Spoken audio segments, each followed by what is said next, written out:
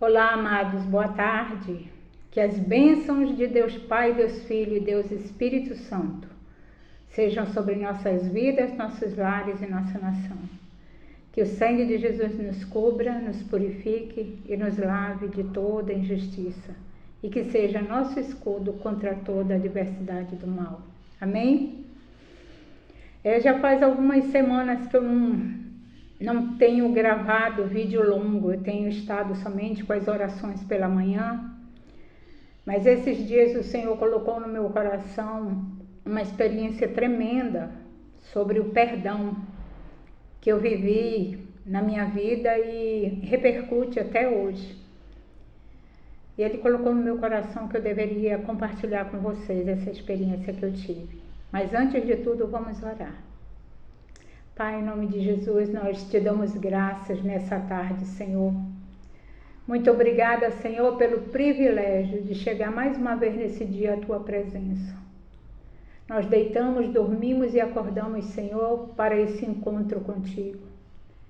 Pai, que através da palavra ministrada aqui nesse encontro, meu Deus, e o testemunho, todas as vidas onde esse vídeo chegar sejam edificados pelo poder do Teu Espírito, em nome de Jesus.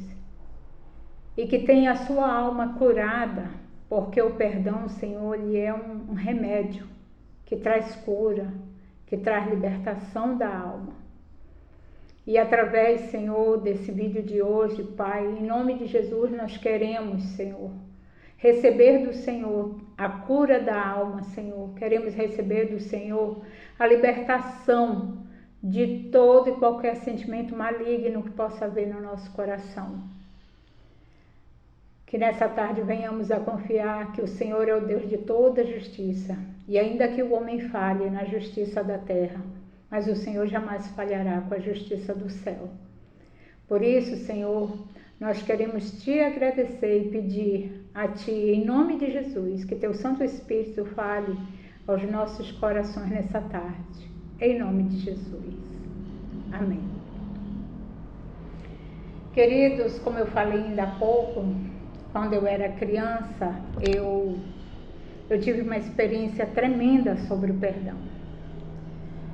E nós queremos começar esse encontro aqui lendo a palavra de Deus, 2 versículos da palavra de Deus que referencia ao fato da liberação do perdão. São versículos até muito conhecidos de todos aqueles que têm o hábito da leitura da palavra de Deus, da meditação na palavra, ou que têm uma vida, de constância dentro da casa do Senhor. Então a palavra de Deus hoje, ela encontra-se em Mateus capítulo 18, versículos 21 e 22, cujo título é: Quantas vezes se deve perdoar a um irmão? Quantas vezes se deve perdoar a um irmão? Aí diz assim: Então Pedro, aproximando-se, lhe perguntou: Senhor, até quantas vezes meu irmão pecará contra mim que eu lhe perdoe? Até 7 vezes? E respondeu-lhe Jesus: Não te digo que até 7 vezes, mas até 70 vezes 7. Nossa! 70 vezes 7 são 490. É melhor já deixar o perdão constante, permanente, eterno. Porque se tiver que perdoar 490 vezes, é melhor já nem imputar perdão sobre o irmão, É essa a intenção dessa palavra, desse versículo, Todas as vezes que alguém pecar contra você, você deve liberar perdão. Sabe por quê, amados? Porque a falta do perdão, o ressentimento, a mágoa, a tristeza, porque alguém fez alguma coisa de muito ruim para você, ela aprisiona a tua alma, ela te leva para um cativeiro de tristeza, para um cativeiro de querer executar justiça própria, usando as próprias mãos. E esse tipo de atitude pode muitas vezes causar um dano muito grande na vida de uma pessoa. Quantas pessoas, né, na tentativa de querer fazer justiça, acabaram se aprisionando verdadeiramente, não somente espiritualmente, mas que foram presas pela justiça do país por tirar a vida de alguém tentando fazer justiça. Então, para evitar esse tipo de situação, é que existe essa palavra na Bíblia de uma liberação de perdão eterno, digamos assim.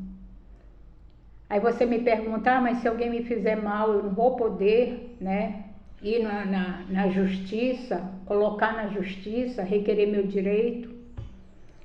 Meu amado, minha amada, a lei lhe garante. Se você quiser ir, você pode ir. Mas quando nós temos um verdadeiro encontro com Jesus, quando nós conhecemos verdadeiramente o caráter de Deus, nós sabemos que isso não é necessário. Porque Deus, ele estabeleceu o reino dos céus, que é o reino dele, sob leis e princípios. Existem leis e princípios no reino dos céus, e todo aquele que quebrar essas leis, quebrar esses princípios, transgredir essas leis, vai sofrer a consequência, queira ela queira ou não. Porque essas leis estão estabelecidas no universo, são leis espirituais. E quando nós quebramos essas leis, a palavra diz lá na parábola da semeadura que aquilo que o homem planta, ele colhe. Gálatas 6, versículo 7. De Deus não se zomba, o que o homem plantar, isso ele colherá. Então, essa é uma lei. Isso é para crente, não crente, justo, injusto, é para todo mundo. Então, se você verdadeiramente confia em Deus, você não precisa buscar a justiça do homem. Eu poucas vezes busquei a justiça do homem através dos tribunais de justiça, né, humanos, e perdi todas as vezes. Não teve uma causa que eu ganhei. Mas de lá para cá, eu aprendi a confiar na justiça de Deus. E outras coisas aconteceram, eu não mais recorri à justiça humana. Porque eu sei que a de Deus, ela não falha. Ela não falha. E ela não acontece fora do tempo, não. Ela acontece no tempo exato. De maneira exata e da forma como Deus quer que essa justiça seja realizada. Eu tenho um testemunho muito forte na minha família acerca de justiça de Deus. Olha só. Em 1973, eu tinha 7 anos e um dos meus irmãos mais velhos, ele trabalhava como motorista de ônibus numa empresa famosa aqui de Manaus na época, a empresa mais rica da cidade. E ele fazendo o transporte, né, dos passageiros, quando chegou ali pela área do bairro da Praça 14, ele foi deixar um senhor para descer. E assim, eu sei muito pouco, né, a respeito, porque eu era muito criança também. Depois, quando eu conversei sobre o assunto, me passaram poucas informações. Mas parece-me que houve um bate-boca entre ele e esse passageiro. E esse passageiro estava carregando muitas sacolas. Parece-me que ele tinha vindo do mercado, tinha ido ao mercado fazer compras para a família. E ele vinha cheio de sacolas. E eu sei que na hora da descida desse senhor, eles discutiram. E segundo as testemunhas da época, né, que estavam no ônibus, elas disseram que o meu irmão não esperou ele descer do ônibus. Meu irmão arrancou antes dele descer completamente, ele cheio de sacolas, ele acabou caindo, bateu violentamente a cabeça no chão e veio a óbito. Enfim, a família desse senhor, eu vim descobrir mais tarde, né, que era uma família numerosa. Ele tinha muitos filhos pequenos, né, de pequenos para adolescentes. E a esposa dele era dona de casa, cuidava apenas dos filhos, né?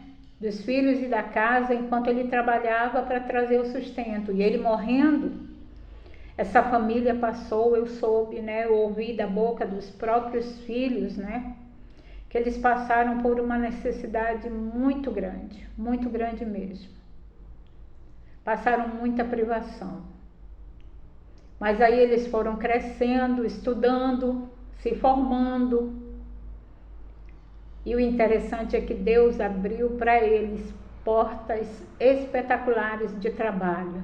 Todos eles eram bem empregados quando ficaram adultos, né? E olha só como é que opera a justiça de Deus. Nessa época eu era criança, eu não tinha noção do que estava acontecendo. 7 anos de idade, eu só queria saber de brincar, né? E aconteceu que quando eu tinha lá pelos meus 19, 20 anos, eu fui fazer o pré-vestibular num cursinho. E lá eu conheci uma moça muito alegre, muito sorridente, uma moça muito querida. E nós fizemos amizade.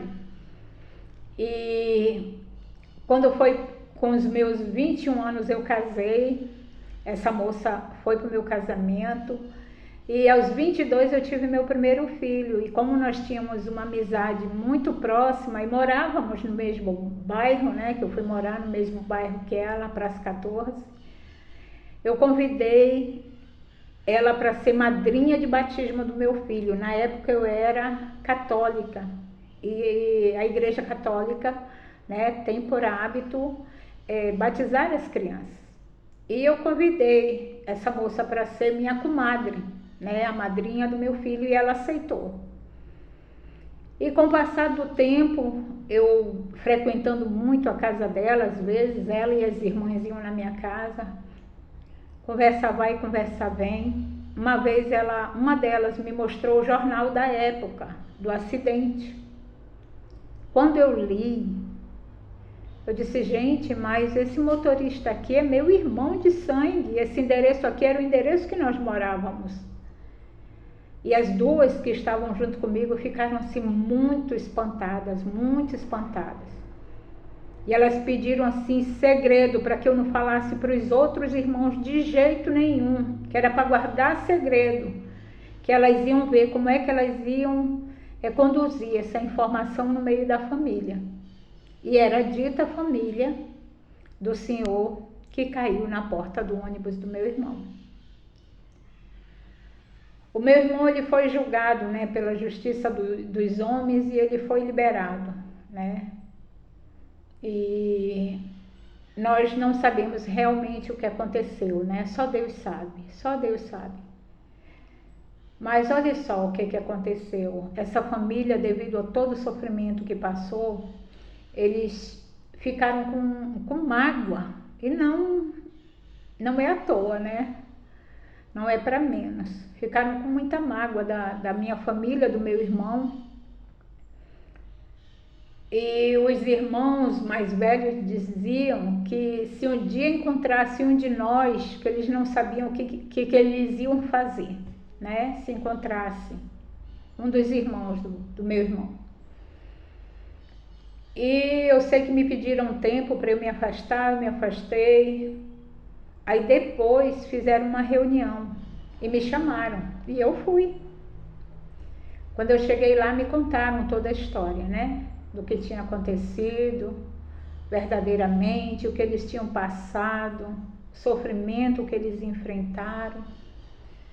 E eu ouvi toda a história deles e chorei junto com eles. E de repente eu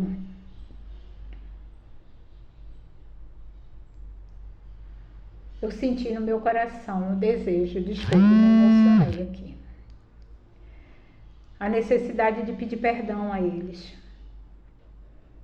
E eu lembro que uma vez nós estávamos na sala, nós fizemos uma oração e eu me ajoelhei e em nome da minha família eu pedi perdão a eles pela dor, pelo sofrimento que eles viveram em decorrência daquele acidente. E eles ali perdoaram, liberaram perdão, me abraçaram, falaram dos sentimentos que estavam carregando no coração. E ali nós fizemos um grande concerto diante de Deus. E eu segui tendo amizade com essa família até o dia que meu marido decidiu ir morar em outro estado. Nós fomos embora para Rio Branco, no Acre. E lá em Rio Branco, no Acre, em 2007, eu acabei ficando viúva. Meu marido faleceu de câncer. Ele tinha sido transferido para Curitiba e eu fui para Curitiba com ele. E o enterro dele foi lá porque a primeira família do casamento dele era de Curitiba. Ele foi enterrado lá. Eu voltei para o Acre, do Acre eu retornei para Manaus. Quando eu cheguei em Manaus, eu fui morar de novo perto da casa dessa família. E como naquela época eu estava sem trabalhar, né? Tinha acabado de chegar com 2 filhos, eu vendi uma casa lá, vendi por um valor baixo, porque não era uma casa grande, era uma casa de Copabe. E eu peguei e fui morar bem próximo deles, e meu filho, ele passou num concurso da FAB e tinha ido para Guaratinguetá. Só que durante um ano meu filho ficou recebendo salário de aluno, que não era o salário de sargento, né? Porque depois que termina o programa, aí se torna terceiro sargento, aí recebe um salário integral. Então meu filho recebia um salário parcial e era desse salário, mais a venda da casa que eu tinha, que a gente foi vivendo. E chegou uma época que o dinheiro acabou. Antes do meu filho retornar, o dinheiro acabou. E eu comecei a passar muita necessidade, muita mesmo. E quem é que foi ajudar a viúva? Quem foi ajudar a viúva e os filhos da viúva? Foram os irmãos que perderam o pai no acidente com meu irmão. Eles estenderam a mão e supriram a minha casa de toda a sorte de bênção que eu poderia querer para me alimentar com meus filhos. E não foi só uma vez, nem 2 não, foram várias vezes. Aí depois eu voltei, saí de Manaus, fui embora. Fui morar em Natal. E veio a pandemia, né? E depois da pandemia eu fui demitida, minha filha foi demitida e a gente voltou para Manaus novamente. Aí quando chegou aqui no pós-pandemia, só meu filho trabalhando, sem receber ainda a localidade especial de militar, a gente passou de novo por outro aperto financeiro. A minha filha ficou em Natal porque ela já ficou com o marido dela. E veio eu e meu filho. Aí a gente começou a passar por sufoco financeiro de novo. E quem foi que nos estendeu a mão novamente? Novamente a família amada, a família querida, a família que Deus colocou na minha vida para me abençoar, me apoiar, me dar suporte nos momentos de maior dificuldade que eu passei. Você já pensou se o perdão não tivesse sido liberado de ambas as partes? Como é que teria sido? Aprove ao Senhor, né, colocar essa situação para, digamos, fazer justiça àquela família que perdeu o seu provedor, que perdeu o seu sustentador. Olha, vocês vão crescer, vocês vão ser bem empregados, e no dia que a família do motorista precisar de você, seja lá quem for da família precisar, vocês vão ajudar. Não é uma história linda? Eu me emociono muito com essa história. Ela mexe muito com o meu coração. Eles verdadeiramente perdoaram 70 vezes 7. Porque eles poderiam não me ajudar, eles poderiam virar as costas, eles poderiam dizer para mim, vá pedir ajuda de seus irmãos. Mas não fizeram isso. Eles escolheram perdoar, escolheram amar. E hoje em dia eu tenho uma segunda família. Tenho irmãs e irmãos do coração que Deus plantou na minha vida. Essa família é uma família que ela representa o perdão personificado. O perdão de Deus verdadeiramente instituído nessa dimensão. eles perdoaram o que aconteceu. E eu pedi perdão ao que aconteceu, porque não sabemos o que verdadeiramente aconteceu. Deus o sabe. Mas Deus deu essa oportunidade, tanto para mim, de ser ajudada por eles, como eles de poderem ter condições de me ajudar. Então eu quero dar esse testemunho, né, de uma verdadeira cura do coração, cura da alma. E antes de finalizar aqui, eu quero mandar um beijo carinhoso para Dedé, para Lica, para Leca, para Zena e para Marli. Em nome de Jesus, um grande beijo para todos vocês, e é com muito amor no coração que eu carrego a família de vocês junto comigo. Tanto que todos os anos nós temos virado o ano juntas. Sempre eu vou passar ou o Natal ou o Ano Novo com vocês. Então, assim, que Deus abençoe ricamente a vida de vocês, que vocês continuem sendo exemplo do amor de Deus na terra, exemplo do perdão de Deus na terra. Porque é dessa forma que a gente verdadeiramente retribui. É com amor, é com perdão. Amém? Pai, em nome de Jesus, nós queremos te dar graças, Senhor. Senhor, eu não sei onde esse vídeo vai chegar, mas a única coisa que eu verdadeiramente sei, Senhor, é que é um grande testemunho, Senhor, acerca do perdão que cura a alma. O perdão que cura a alma.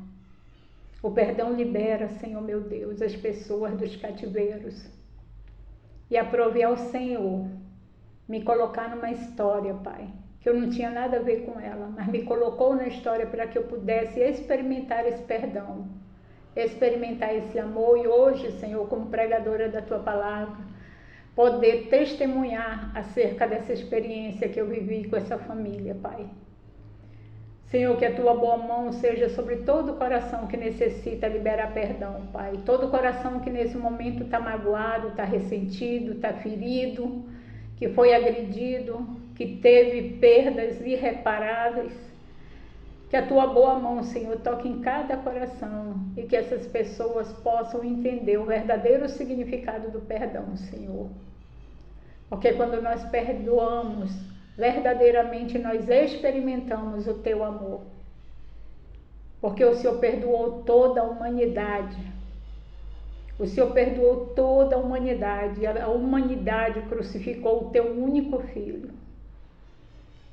E ainda assim, a palavra diz que o Senhor escolheu nos amar. O Senhor nos amou primeiro e deu o Teu Filho para que fosse sacrificado em nosso lugar. Então, Senhor, muito obrigada pela oportunidade que o Senhor nos dá de pregar sobre o perdão, de falar sobre o perdão, de falar sobre o amor que perdoa. Senhor, eu entrego essa família mais uma vez nas Tuas mãos, como eu sempre tenho orado por eles. E peço ao Senhor que jamais se aparte deles o amor, a misericórdia e o perdão. E que eles sejam sempre prósperos em tudo que fizerem, para que possam ajudar outras vidas, outras viúvas, se lhe baterem à porta. Muito obrigada, Deus, por essa lição, por esse aprendizado contigo. Em nome de Jesus, nós te agradecemos. Amém.